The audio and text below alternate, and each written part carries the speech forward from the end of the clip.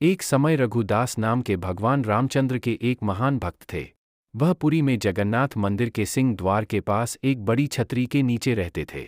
एक बार जब वह भगवान जगन्नाथ के दर्शन करने गए तो उन्होंने जगन्नाथ की वेदी पर राम, लक्ष्मण और सीता को देखा।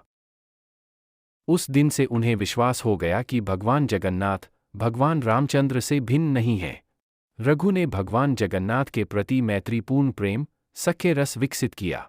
एक बार रघु ने भगवान जगन्नाथ के लिए एक अच्छी माला तैयार की और पुजारी को भगवान को चढ़ाने के लिए दी। लेकिन पुजारी इसे चढ़ाना नहीं चाहता था, क्योंकि रघु ने केले के पेड़ की छाल से बनी डोरी का इस्तेमाल किया था। उस समय जगन्नाथ के मंदिर में ऐसी चीज़ों का उपयोग वर्जित था। रघु को बहुत दुख हुआ कि उनकी माला भगवान जगन्नाथ को नहीं चढ़ाई गई। वह बहुत उदास महसूस करते हुए मंदिर से बाहर चला गया। बाद में दिन में पुजारी शाम की आरती समाप्त कर रहा था। भगवान के शयन करने से पहले पुजारी उन्हें एक विशेष पोशाक पहनाते हैं, जिसे बड़ा श्रृंगारवेसा कहा जाता है। भगवान को श्रृंगारित करने के बाद ने उनके शरीर को फूलों से सजाना शुरू कर दिया। लेकिन उसे आश्चर्य हुआ कि उसने जो कुछ भी किया, भगवान के शरीर पर एक भी फूल नहीं बचा। भगवान किसी भी फूल को स्वीकार नहीं करेंगे। सभी पुजारी यह सोचकर बहुत चिंतित हो गए कि अवश्य ही उन्होंने कोई अपराध किया है।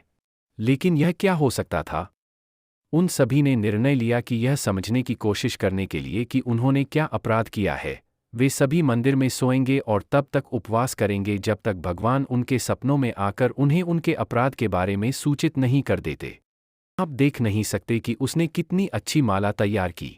उन्होंने इसे प्रेम और भक्ति से पिरोया। अब मेरा भक्त मेरी सेवा से वंचित होकर माला सामने रखकर अपने घर में पड़ा हुआ है।